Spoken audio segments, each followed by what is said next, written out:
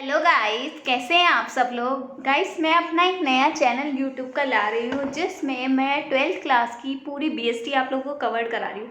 साथ में मैं आप लोगों को पास्ट ईयर एग्जामिनेशन क्वेश्चंस भी कराऊंगी। तो गाइस प्लीज़ मेरे चैनल को देखिए और जहाँ जहाँ इम्पॉर्टेंट आप लोगों की चीज़ें हैं वो मैंने उसको बोल्ड कर रखा है, रेड से या फिर ब्लू से कर रखा है। तो आप लोगों को पूरा पढ़ना भी नहीं है क्योंकि आप लोगों को भी ये पता है कि डायरेक्ट क्वेश्चन तो आने वाला नहीं है, केस स्टडीज़ बन के आएगी। तो केस स्टडीज़ के लिए हम लोगों ने इस तरीके से तैयारी करवाई है जिस तरीके से आप लोगों को बहुत आसानी होगी कुछ भी करने का। तो गाइस प्लीज़ मेरे चैनल अगर अच्छा लगे तो प्लीज़ लाइक कीजिएगा और शेयर कीजिएगा एंड सब्सक्राइब द चैनल। तो स्टार्ट करते हैं। इससे पहले मैं अपनी काफ़ी सारी वीडियोस डाल चुकी हूँ। जहाँ तक मैंने प्लानिंग चैप्टर कंप्लीट कर दिया है तो उसको एक बार देखना और फिर यहाँ पे आना, क्योंकि अगर पहले का पढ़ोगे तो आप लोगों के लिए बहुत इजी रह जाता है आगे आगे पढ़ना। तो स्टेप बाय स्टेप अपनी तैयारी करो क्योंकि हमें भी पता है कि कोरोना वायरस आया हुआ है और जिसकी वजह से आप लोग शायद पढ़ नहीं पा रहे हो। कहीं ऑनलाइन अगर आप फी दे के भी पढ़ रहे हो तो कहीं आपको मज़ा नहीं आ रहा, तो एक बार यहाँ पे फ्री में ट्राई करके तो देखो एक बार। तो गाइस यहाँ स्टार्ट करते हैं आज का हमारा चैप्टर नंबर 5 है ऑर्गेनाइजिंग, जिसका पार्ट 1 हम आज स्टार्ट करेंगे। न्यू चैप्टर है तो स्टार्ट करते हैं जर्नी ऑफ 2021 विद CS कशिश रिजवान। तो स्टार्ट करते हैं। सबसे पहले गाइस ऑर्गेनाइजिंग होता क्या है। ऑर्गेनाइजिंग देखो हम लोगों ने पढ़ा था कि मैनेजमेंट के 5 फंक्शन होते हैं: planning, organising, staffing, directing, controlling. Planning हमने पढ़ लिया कि जो कि इंटेलेक्चुअल एक्सरसाइज है, वो नहीं देखा तो आप पास्ट वीडियोस एक बार देख लेना।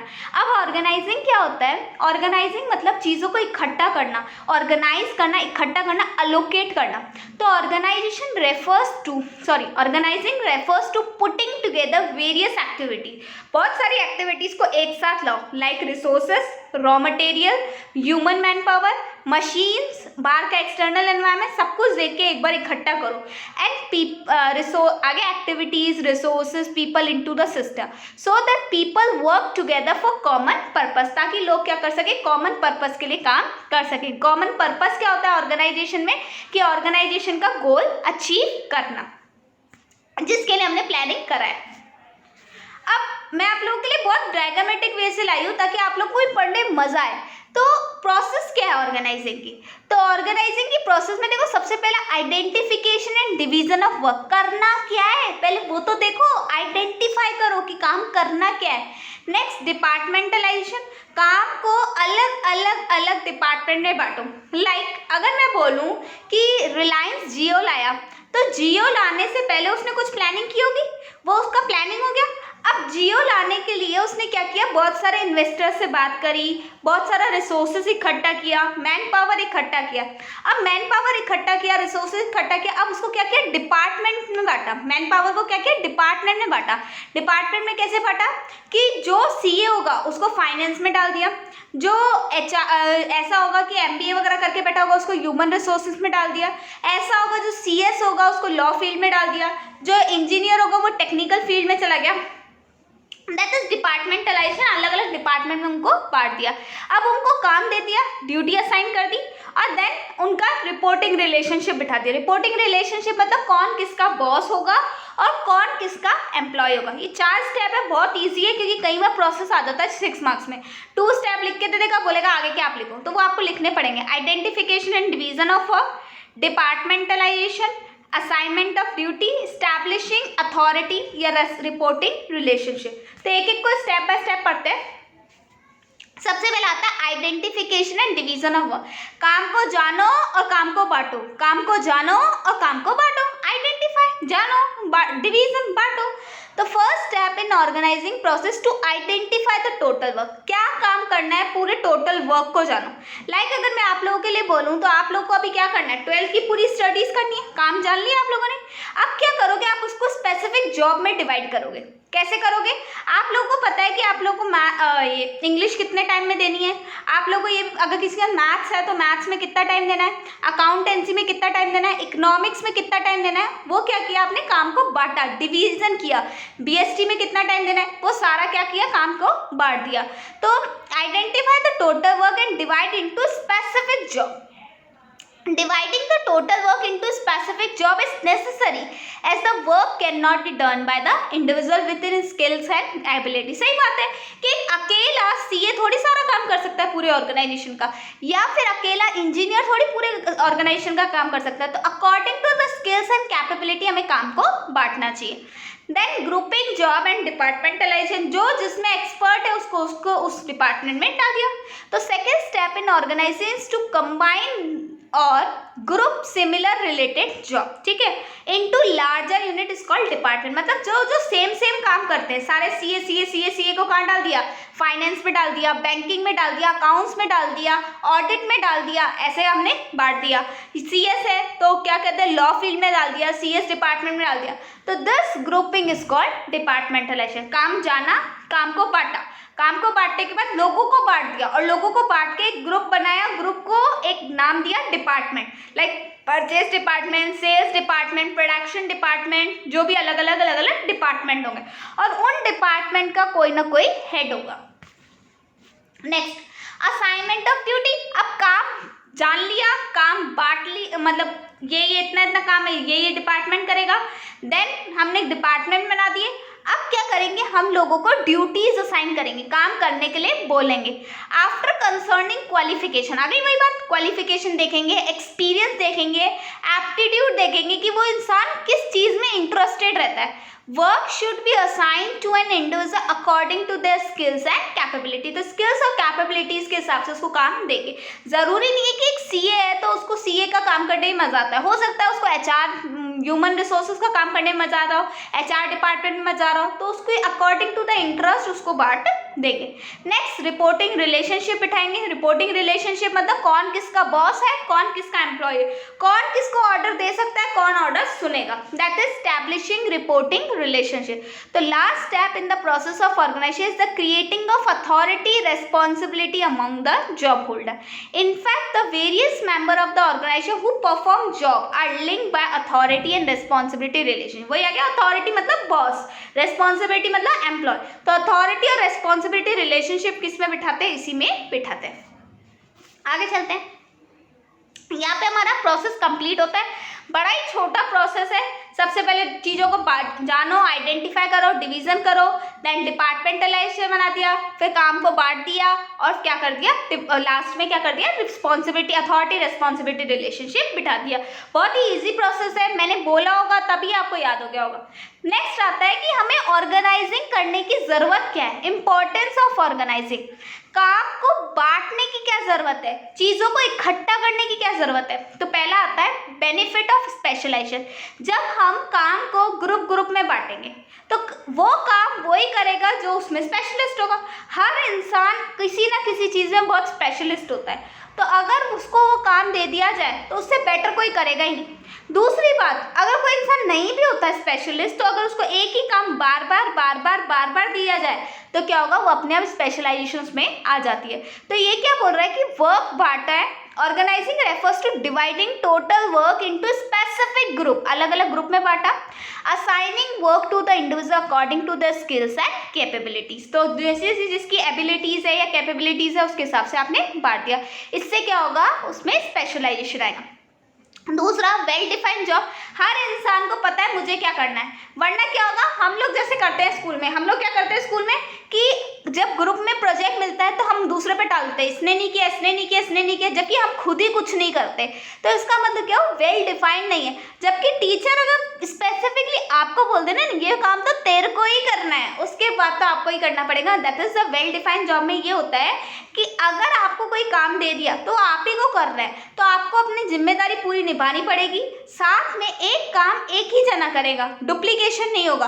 कई बार ऐसा भी हो जाता है कुछ काम रह जाता है, तो वो काम भी ऐसा नहीं, यहाँ पे नहीं होगा, वेस्टफुल एक्टिविटीज यहाँ पे नहीं होगी. तो job and position are well defined through organising. This help in selecting right person at the right job. सही इंसान को सही जॉब पे दे दिया. क्लैरिटी होगी, कौन किसका बॉस होगा, कौन किसका एम्प्लॉय, कौन ऑर्डर दे सकता है और कौन ऑर्डर सुनेगा. तो organising clarify authority and power delegated to different manager. तो जिसको जिसको जैसे जैसे अथॉरिटी दी गई है वो वैसे के वैसे पता चल जाएगा. This lead to better relationship.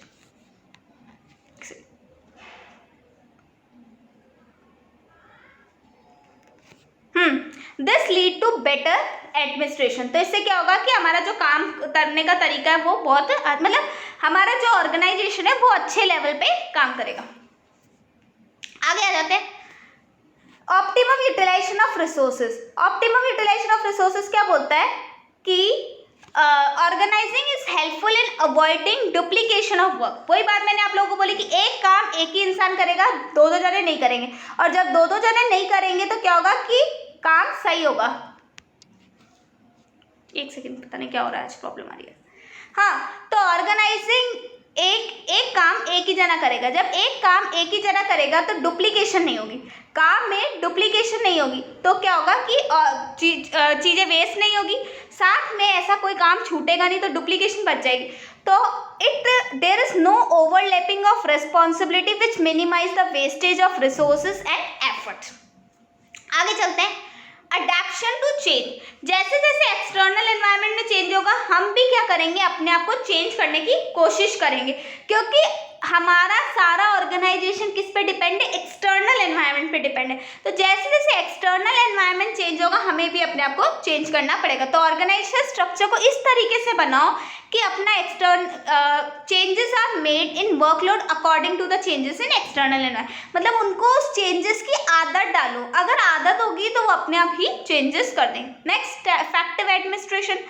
Relationship अच्छे हो जाएंगे, क्लियर कट आउट रिलेशनशिप है between various department and position. Department में कैसे रिलेशनशिप होते हैं, परचेज वाले को पता है कि सिर्फ परचेजिंग करनी है, सेल्स वाले को पता है सिर्फ सेल्स करनी है, प्रोडक्शन वाले को पता है सिर्फ प्रोडक्शन करना है। जब परचेज वाले को परचेज करेगा तो वो प्रोडक्शन वाले से पूछेगा कि देखो नीड तो नहीं है, जब प्रोडक्शन वाला बोलेगा तभी परचेज वाला परचेजिंग करेगा। अब परचेज वाला जब प्रोडक्शन वाला जब प्रोडक्शन करेगा, जब सेल्स वाला बोलेगा कि हाँ मार्केट में वो चीज़ चल रही है। इसका मतलब कि आपस में इनका लिंक बिठाएगा, और ये सब कुछ कैसे होता है, लिंकिंग ऑर्गेनाइजिंग से होता है। तो this is helpful in effective administration and coordination. तो इनसे क्या होगा, इनका एडमिनिस्ट्रेशन और कोऑर्डिनेशन बहुत अच्छा होगा। Next, development of personal. Individual का भी डेवलपमेंट होगा। जब आप एक ही काम बहुत बार बार करोगे तो आप उसमें अपने आप एक्सपर्ट हो जाओगे, और जब आप उसमें एक्सपर्ट हो जाओगे तो आपका अपना भी डेवलपमेंट हो जाएगा। तो यही है इफेक्टिव डेलीगेशन। जब आपको कोई काम दिया जाएगा, allow the manager to reduce. अच्छा, यहाँ पे मैनेजर लेवल पे लिया हुआ है तो वो भी देख लेते हैं। एक इंडिविजुअल का भी होता है, एक नॉर्मल एम्प्लॉय का भी होता है, लेकिन यहाँ पे मैनेजर लेवल पे दी हुई लैंग्वेज, तो वो भी बता देती हूँ। जब मैनेजर जो हर डिपार्टमेंट के लेवल पे बैठा है, टॉप लेवल पे बैठा है, मतलब डिपार्टमेंट पे लेवल बैठा है, तो उसको मिडिल लेवल बोल सकते हैं, टॉप नहीं मिडिल लेवल बोल सकते हैं। प्रोडक्शन का अलग मैनेजर होगा, सेल्स का अलग, परचेज का अलग, सबका मैनेजर होता है। अब वो मैनेजर क्या करेगा, या टॉप लेवल भी क्या करेगा, अपने काम को, अपना जो रूटीन काम है, जो छोटा मोटा काम है, वो तो डेलीगेट कर देगा, वो दूसरे को दे देगा। अब क्या होगा, वो मेन काम खुद के हाथ में रखेगा। अब जब मेन काम खुद के हाथ में रखेगा तो वो और अच्छे से अपने आप को ग्रो कर सकता है। तो यही लैंग्वेज ये बोल रहा है, effective delegation allow the manager to reduce their workload by assigning routine jobs to the subordinate को रूटीन जॉब दे दो, और खुद को क्या करो, वो काम करो जिससे आपका पर्सनल ग्रोथ हो। और ऐसा नहीं है कि सबऑर्डिनेट्स का भी होता नहीं है, उनका भी होता है, ऐसी बात नहीं। एक्सपेंशन होगा, ग्रोथ होगा, कैसे होगा, effective organising help a firm to add more department. जब हम लोग तरीके से काम करेंगे तो हम अलग अलग चीज़ों के लिए अलग अलग डिपार्टमेंट रखेंगे, तो इससे क्या होगा, हमारे ऑर्गेनाइजेशन की पूरी ग्रोथ होगी। क्योंकि पहले हम लोग स्टार्टिंग करते हैं बहुत छोटे लेवल से, तो वहाँ पे हम लोग इतने डिपार्टमेंट नहीं बनाते। जब बड़े होते जाते हैं तब डिपार्टमेंट बनाएंगे तो अपने आप ही ग्रोथ आती जाएगी। तो यहाँ पे हमारे साथ इंपॉर्टेंस कंप्लीट। तो इंपॉर्टेंस एक बार देख लेते हैं। बेनिफिट, एक पर्टिकुलर काम करोगे अपने आप स्पेशलाइजेशन आएगा। आपका काम आपको पता है तो आप चूक नहीं सकते। आपको पता है कि किसको ऑर्डर देना है, किससे ऑर्डर लेना है, मतलब clarity in working relationship. Optimum use होगा रिसोर्सेज का, वेस्टेज नहीं होगा। मार्केट चेंज होगा, हमें भी चेंज करना पड़ेगा, adaptation of change. Next, effective administration. जब हम लोग सारा काम अच्छे से करेंगे तो हमारा एडमिनिस्ट्रेशन और कोऑर्डिनेशन सही रहेगा। Next, development of personal, individual level का भी डेवलपमेंट होगा। नेक्स्ट, एक्सपेंशन और ग्रोथ। जब सारे काम अच्छे से होंगे तो ऑर्गेनाइजेशन लेवल का भी ग्रोथ होगा। जब स्टार्टिंग होती है तो कम डिपार्टमेंट होते हैं या होते ही नहीं है, लेकिन जब बड़े लेवल पे हम लोग काम करते हैं तो हमें डिपार्टमेंट की जरूरत पड़ती है। बहुत इंपॉर्टेंट टॉपिक है स्पैन ऑफ मैनेजमेंट, ध्यान से सुनना। Span of management, span of management क्या बोलता है? स्पैन ऑफ मैनेजमेंट ये बोलता है कि एक बंदा एक अकेला पर्सन कितने लोगों को संभाल सकता है? एक अकेला पर्सन कितने लोगों को मैनेज कर सकता है? यहाँ पे सारे एम्प्लॉयज है, ये अकेला बॉस है, ये मैनेजर है, कितने लेवल को संभाल सकता है? तो एक रिसर्च हुई थी 19th सेंचुरी में। 19th सेंचुरी में एक रिसर्च हुई और ये बोला गया कि एक अकेला बंदा 5 या 6 से ज़्यादा लोगों को नहीं संभाल सकता। मतलब इससे ज़्यादा अगर वो हो जाएंगे तो वो ढंग से अपने आप वो उन लोगों को मैनेज नहीं कर पाएगा। तो स्पैन ऑफ मैनेजमेंट ये बोलता है कि हर इंसान की अपनी कैपेबिलिटी होती है। आज आप लोग बोलोगे कि मैं 10 को संभाल सकता हूँ या मैं 10 को संभाल सकती हूँ, तो आप संभाल सकते हो सकता है आपके। कई लोग 2 जनों को भी नहीं संभाल पाते, लेकिन एक रिसर्च में बोला गया कि 5 या 6 से ज़्यादा लोगों को आप नहीं संभाल सकते। यही बोल रहा है language. It means how many employees और subordinate can be effectively manage by one manager. एक मैनेजर अपने अंदर कितने एम्प्लॉइज को संभाल सकता है? How many subordinates are under one superior. Span of management किस पे डिपेंड होता है? अगर ये पॉइंट्स नहीं भी पढ़ो तो भी आप लोग लिख सकते हो। आपकी इंटेलिजेंसी पे, आपकी कंट्रोलिंग पावर पे। वही बात बोल रहा है, capacity and intelligency level of manager. जो जितना ज़्यादा इंटेलिजेंट होगा ना, उतने ज़्यादा लोगों को संभाल सकता है। वो अपने माइंड से दूसरों को चला सकता है। मतलब इंटेलिजेंसी लेवल भी बहुत इंपॉर्टेंट है।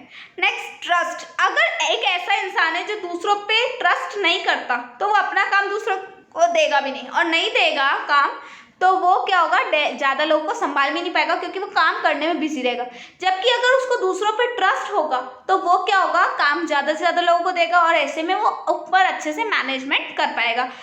आप लोग देखो, कई कोचिंग इंस्टीट्यूट्स में जो मेन हेड होते हैं वो पढ़ाते ही नहीं है। वो पढ़ाते इसलिए नहीं है क्योंकि उनको अपने टीचर्स पे इतना ज़्यादा ट्रस्ट होता है कि वो सिर्फ टीचर्स को मैनेज करते हैं। That is span of management, कि वो टीचर्स को मैनेज करें। That is trust. और कई इंस्टीट्यूट में ओनर खुद ही पढ़ाता रहता है, मतलब ज़्यादा टीचर्स नहीं होती। दैट इज क्योंकि उनको ट्रस्ट नहीं होता तो उनका स्पैन ऑफ मैनेजमेंट भी कम होता है। आपका एम्प्लॉय कितना इंटेलिजेंट है? अगर मैं बोलूँ कि CS के ऊपर बिलीव कर दो तो इजीली ये बिलीव करना, लेकिन अगर मैं बोलूँ कि कोई इलिटरेट पर्सन है उस पर बिलीव करो, उस पर नहीं कर सकते ना हम एकदम से। काम के प्रति तो नहीं कर सकते ना बिलीव। इसका मतलब क्या हुआ कि अगर एम्प्लॉय खुद इंटेलिजेंट है तो स्पैन ज़्यादा हो सकता है, लेकिन अगर एम्प्लॉय इंटेलिजेंट नहीं है तो स्पैन कम होगा। नेचर ऑफ जॉब, अगर जॉब ऐसी है रूटीन नेचर की है, बार बार एक ही काम हो रहा है, तो स्पैन इजीली बढ़ सकता है, ज़्यादा लोग कर सकते हैं, क्योंकि उसको बार बार सिखाने की ज़रूरत नहीं होगी। लेकिन अगर काम ऐसा है जिसमें बार बार माइंड लग रहा है, बॉस की ज़रूरत पड़ रही है, मैनेजर का हेल्प करने की मैनेजर की हेल्प की ज़रूरत पड़ रही है, तो वहाँ पे स्पैन ऑफ मैनेजमेंट क्या हो जाता है, कम हो जाता है। तो गाइस, आज की वीडियो हमारी यहीं पे कंप्लीट करते हैं। गाइस, यहाँ पे मैंने आप लोगों को क्या क्या पढ़ा दिया? ऑर्गेनाइजिंग की डेफिनेशन, ऑर्गेनाइजिंग का प्रोसेस, इम्पोर्टेंस और स्पैन ऑफ मैनेजमेंट। आगे भी मैंने बहुत सारी वीडियोस बना के रखी है आप लोगों के लिए, तो आगे आती हुई वीडियोस को भी देखिए, और साथ में जो पीछे बची हुई है वीडियोस उसको भी आप लोग कंप्लीट कीजिए। तो गाइस, अगर मेरा चैनल अच्छा लगा तो लाइक कीजिएगा, शेयर कीजिएगा and subscribe the channel. Thank you.